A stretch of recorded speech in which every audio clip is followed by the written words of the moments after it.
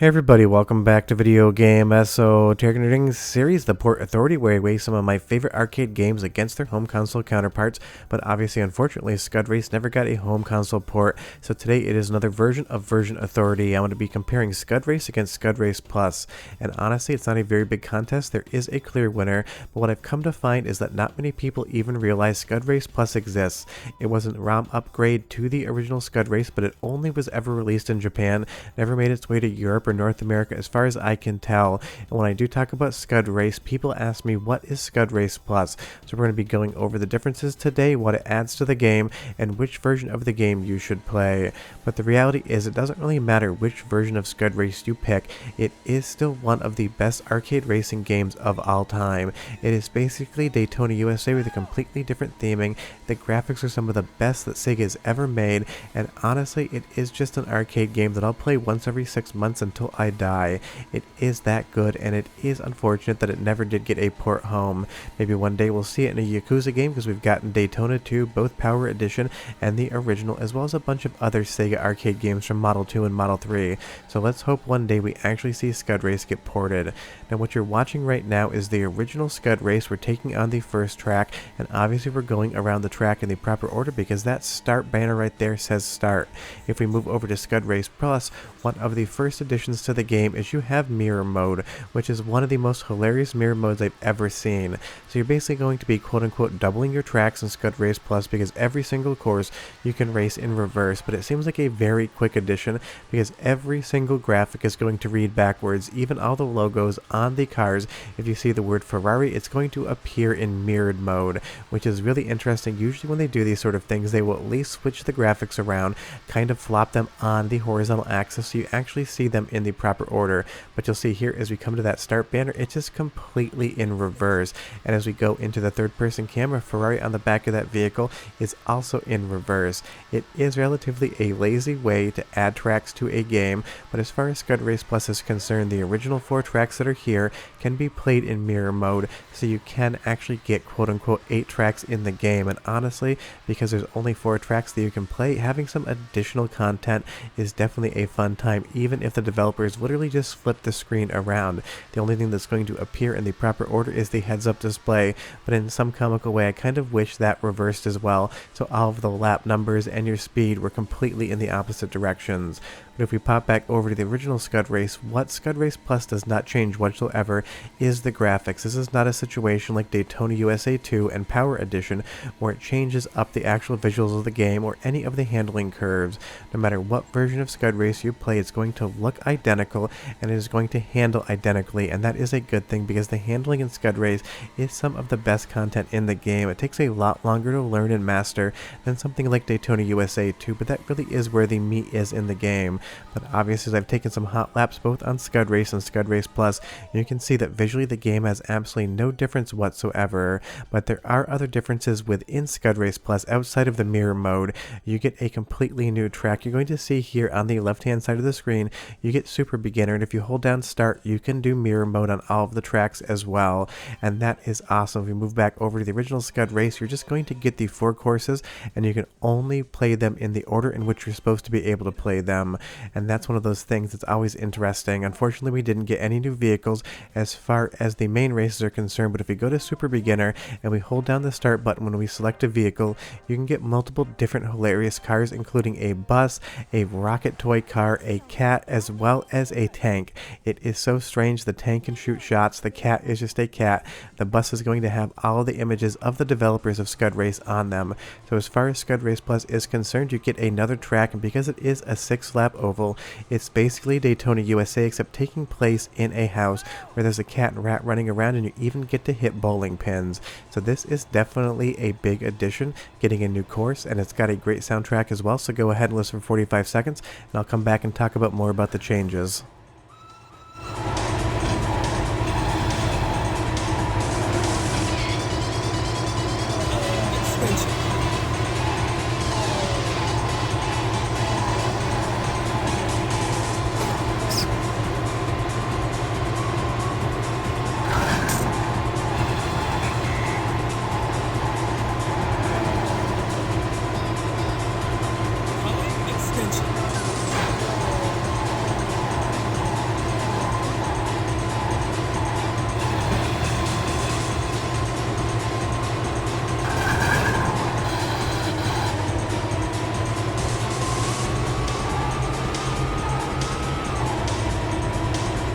I mean, how could you not love that soundtrack, and how could you not love racing around a living room and house and hitting bowling pins in the process?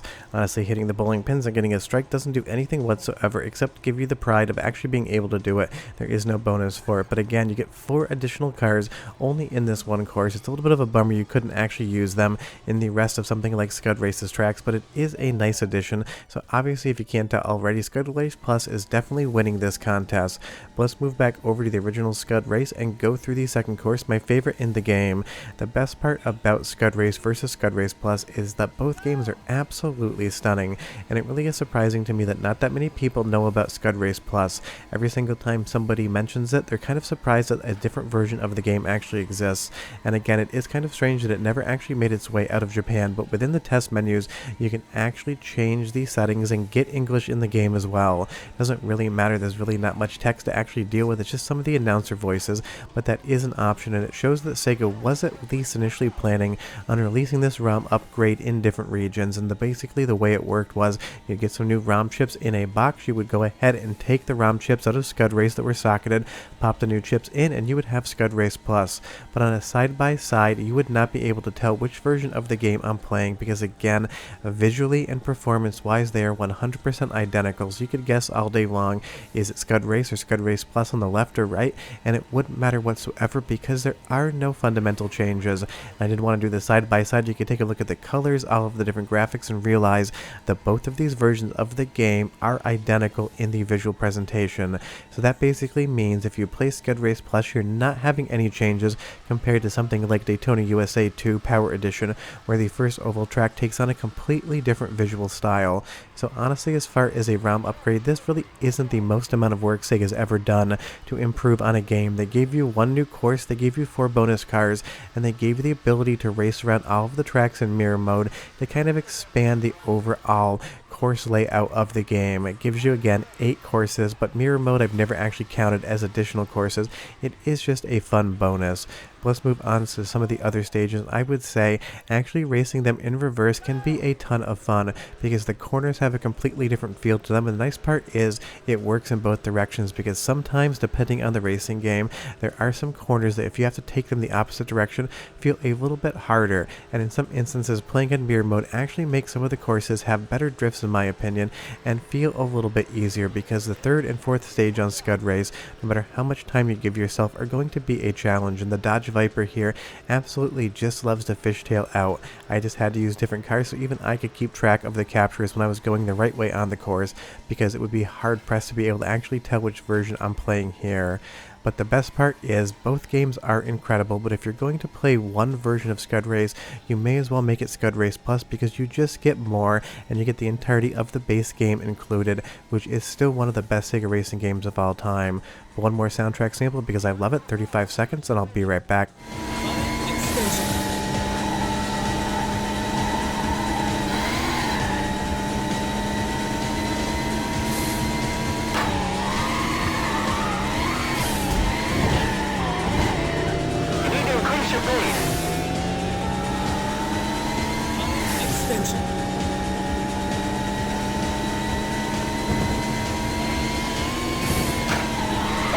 It's ready.